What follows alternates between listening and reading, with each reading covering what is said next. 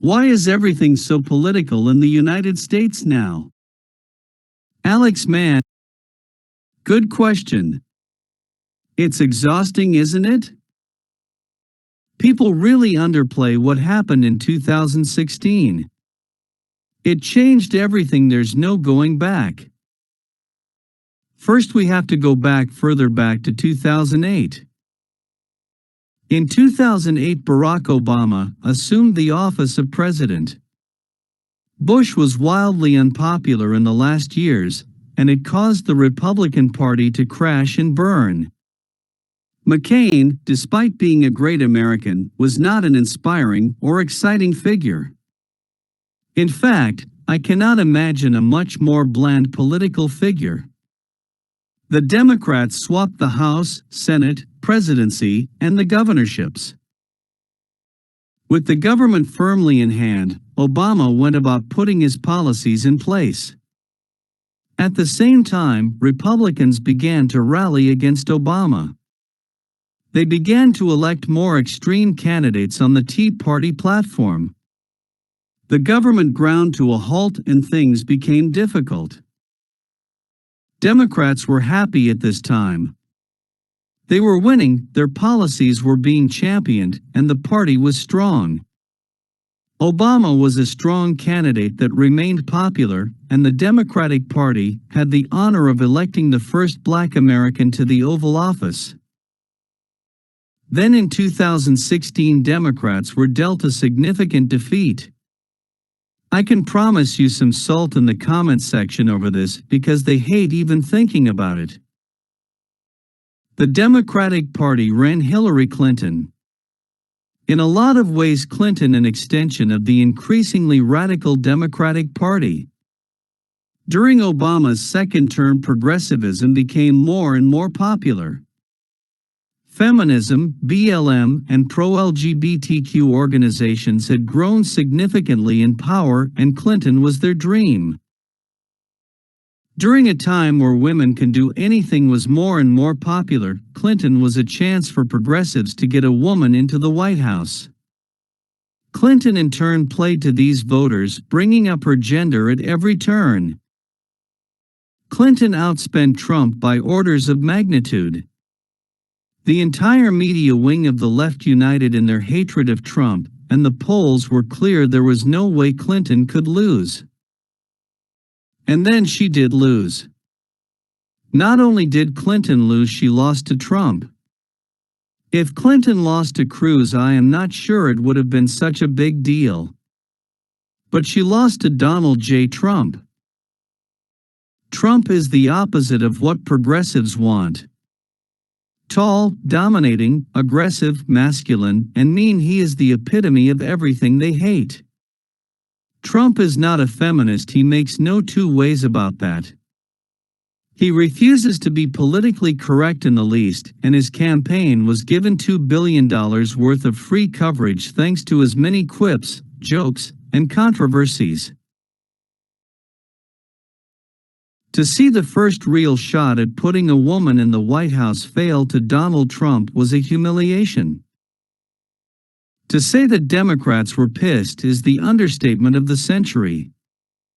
I remember going to work at an extremely liberal university the day after the election. People were crying the hallway, half the staff was out sick, and everyone was so dour. The internet was ablaze with fury, people calling for the assassination to Trump, people during electors to change their vote. There were protests in the street daily, and not even the calming words of the party's leader, Barack Obama, could calm the storm. I've seen Clinton elected, Bush elected twice, and Obama elected twice as well. I've been old enough to understand 7 elections in my life. I have never seen anything like this. It was unbelievable. There is always a bit of this is the end of mankind, but it usually wears off a few days later. But in 2016, weeks, months, and then years went by, and the movement has only gotten bigger. Now we get to the reasons. Now political commentary has always been a big business. People love political shows that back their position. There is something comforting in watching your rivals get roasted for hours on end. But Americans always liked other things a lot more. Sports, non-political comedy, American Idol stuff like that. People didn't like that the other guy was in charge, but they didn't really care that much. Suddenly they all cared an insane amount. Networks figured this out overnight. Now the late-night shows that didn't roast Trump 24/7 fell, while people like Jimmy Kimmel, the most unfunny human there is, rose to the top. There was a massive appetite for aggressive, rude, and hostile political commentary from over 60 million Clinton voters, and the world paid attention. Celebrities, all eager to be the center at attention, noticed this as well. If they seemed woke and anti-Trump, they could get those thumbs-upsies online. Suddenly the most privileged among us, the most selfish and elite, could act like warriors for the disadvantaged. They could live like snobs and still be considered heroes without having to do anything.